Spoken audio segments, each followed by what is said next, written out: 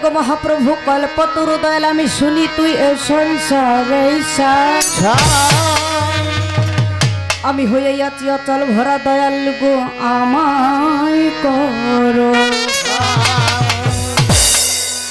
পার করো মাওলা গো পার করিয়ালো আল্লাহ তুমি যদি পার না করো তোমার বরকতের নবীর বেটি বেস্তের খুঁটি দয়ালে গো নিয়ামতের গোলা আমারে পার করালো বরকত দেবা জানি এবার সরস্বতী তুই বিনা নাই গতি তাই মাগো আমি ডাকতেছি তোমারে মাগো তোমার গান তুমি গাইবে উসিলাই আমি ধরে পাহাড় পর্বত কৃষি করি আমি খুঁজে পাই না তোরে মাগো আমি খুঁজিয়া হয়রান আজকে মহতি দরবারে বাউল গান নিয়ে দাঁড়ায় ধম এই শিল্পীদের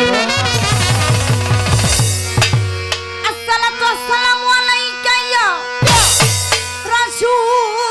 রাসূলুল্লাহ আসসালাতু আসসালামু আলাইকা ইয়া হাবিব আল্লাহ আসসালাতু আসসালামু আলাইকা ইয়া শাফিউল মুজনবিন আসসালাতু আসসালামু আলাইকা ইয়া রাহমাতাল লিল আলামিন মাওলা গো তুমি বিশ্ব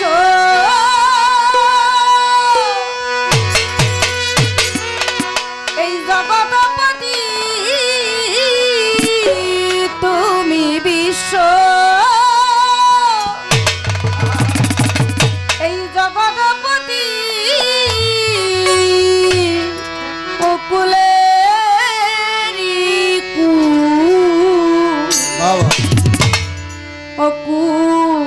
অকুলেরি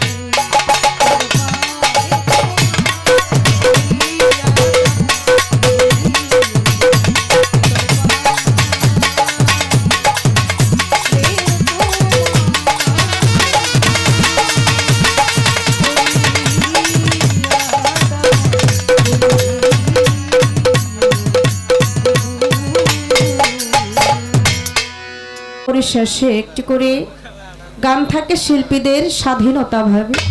সারা রাত্রি জানি না তেমন কোনো সুযোগ সুবিধা পাবো কিনা, তাই বন্ধনার পরিশেষে আমরা শিল্পীরা মনোনীত ভাবে দুটি করে গান গেয়ে থাকি। তার একটি হলো নিজের পরিচয়পত্র, আরেকটি গান হইল কেউ কেউ দেখা যায় যাকে সৃষ্টি করলে তামাম পৃথিবীর মধ্যে সর্ষে পরিমাণ অর্থাৎ অগণিত কোনো কিছু সৃজন হইত না। আমার সেই হুজুর পাক আহমদ মুস্তফা মোহাম্মদ মুস্তফা সাল্লাল্লাহু আলাইহি সাল্লাম স্মরণ করে সেদিক থেকে নাত রেখে থাকে খাজা বাবা বড় পীর। এক একজন এক এক ভাব মতে গান রাখি, যেহেতু আজকে এটা একটা দয়ালের দরবার। আমরা যেই দরবারে আসছি এই দরবারটা সামান্যতম ঘর না।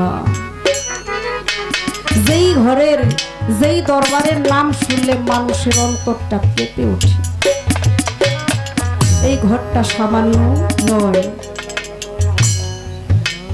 ভাইরা যারা আছেন পায়ে ধরে অনুরোধ করি, বারবার বলবো না, অনেক জায়গা আছে আপনাদের বাড়ি আপনাদের অনুষ্ঠান, আপনারা করে বসবেন, একটা দায়িত্ব একটা পরিবেশ দিবেন আমাদেরকে। এটা হলো সাধুগুরুর একটা দরবার। আমি আমাকে দিয়েই বলি, আদবেতে এসকো জাগে মহব্বতের বাজারে, বেয়াদবি কেউ করো না অলি আউলিয়ার দরবারে। আজকে আমার ধারা যদি এই সাধুগুরু পীর মাশায়েখের দরবারে আদব রক্ষা করতে নাও পারি, আমার ধারা যেন কোনো বেয়াদবি না। এই জিনিসটা আমরা সব সময় একটু খেয়াল রাখবো, খেয়াল রেখে চলবো। আর অলির দরবারে একটা খাস নিয়তে আসলে তাকে কখনো খালি হাতে ফিরায় না, একটা নিয়ত থাকতে হবে, সেটা খাস নিয়ত থাকতে হবে। নিয়তের মধ্যে যেন দুই তরফা না থাকে। কথা বললেন না পিছন থেকে, একটু ভোকালটা বাড়ান, পিছনে কথা বললেন না, ধরে ধীরে শিষ্টা কমান ভাই। নওশের চাঁদের গোলাম যারা, পাগল যারা, আজকে তাদের একটা ঈদের দিন, একটা হজের দিন। এই দিনটা সব সময় আসে না, আর এই দিনটির জন্য এই ভক্তরা, তার ভালোবাসার মানুষেরা 365টা দিন অপেক্ষা করছে। এই দিনগুলা গুনতে থাকছে, আমরা কোন দিনে তরিকার ভাইয়েরা একত্রিত হব, কোন দিন আমরা ভক্ত সঙ্গ করব, কোন দিন আমরা সাধুগুরুর বিন্দু চরণ ধুলি নেব। আরে আজকে সেই একটা দিন ভক্তদের জন্য। আমার নওশের চাঁদের প্রেমের খেলা, আমার হাতের চাঁদের প্রেমের খেলা, প্রেমের বাজারটি। এই বাজারে যারা আসছে একমাত্র তারাই সার্থক। আমি একটা জিনিস এসে খুব ভালো লাগলো, আমি যখন ওই মাজারে ভিতরে প্রবেশ করলাম, দরজার সামনে দাঁড়ানোর সাথে সাথে আমার ভিতরটা কেমন যেন শান্তি লাগলো। আরে এটা একেবারে বুকে হাত দিয়ে বলতেছে, আমার এতটা শান্তি লাগলো যা কিনা আমি অনেক জায়গায় এই জিনিসটা পাই না। আমি অনেকক্ষণ ওই দরবারে বসাও ছিলাম, কিছুক্ষণ বসা ছিলাম।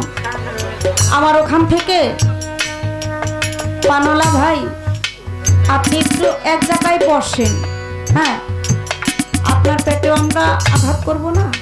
এখানে সাধু যারা আছে তাদেরকে তারা একটা ভাবের মধ্যে আছে, একটা নিরিখের মধ্যে আছে, যার প্রয়োজন আপনার কাছ থেকে অবশ্যই নিয়ে আসবে। আমি ভিতরে যখন গেলাম তখন অনেকক্ষণ সময় আমি ওই জায়গায় বসলাম, বসে আমি ওই রোজাগুলো একদিক থেকে দেখলাম, কেমন যেন আমার ওখান থেকে উঠতে মন চাইলো না। এদিকে মাইকে ডাক পড়ে গেছে শিল্পীদের স্টেজে আসার জন্য। আমার পাশে ভাবি ছিল ওই মধ্য থেকে, আমার ভাবি বললেন, আমি ভাবিকে জিজ্ঞেস করলাম, ভাবি এটা কারো? উনি বললেন এটা দাদা, এটা দাদি, এটা বাবার, এটা মায়ের, আর এরা 4 ভাই। এরকম ভাগ্যবান কয়জনের হয়? এই জগৎ সংসারে এরকম ভাগ্যবতী আরে মা, এরকম ভাগ্যবান সন্তান হওয়া বড়ই কঠিন। অনেকটা সময় ভালো লাগলো, বসে বসে দরবারে ভাবলাম, চিন্তা করলাম আমরা কোথায় আছি আর তারা কোথায় আসছে। মনে হলো সারাটা রাত্রি এখানে বসে থাকি। ও আমার নৌশের চান, আমার হাফের চান, আমার কিছুই নাই বাবা। আমি তোমার নামে চলি, তোমার প্রেমে চলি, দয়া তোমার নামেই আমার এই দেহ তরিটা ভাসিয়ে দিলাম। ও নৌশের চান, তোমার যেদিকে মন চায় তুমি সেদিকে আমাকে নিয়ে যাও। সেখানে দাঁড়িয়ে আমার তোমার তোর বাড়ি বলো, আমি তোর নামে ভাই সাইলাম রে দয়া,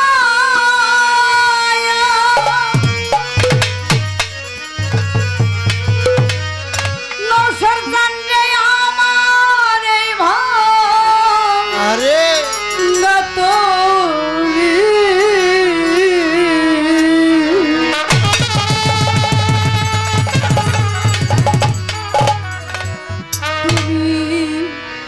একবারে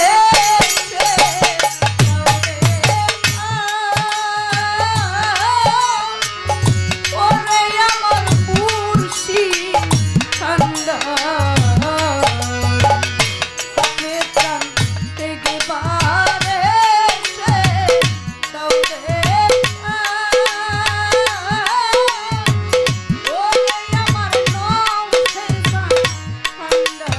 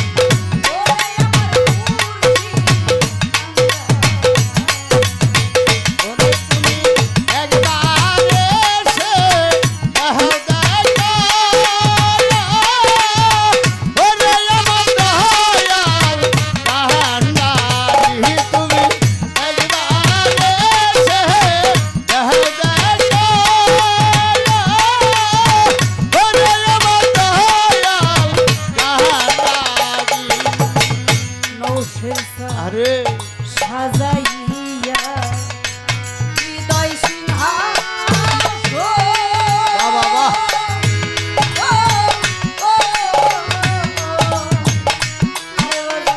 বিহীন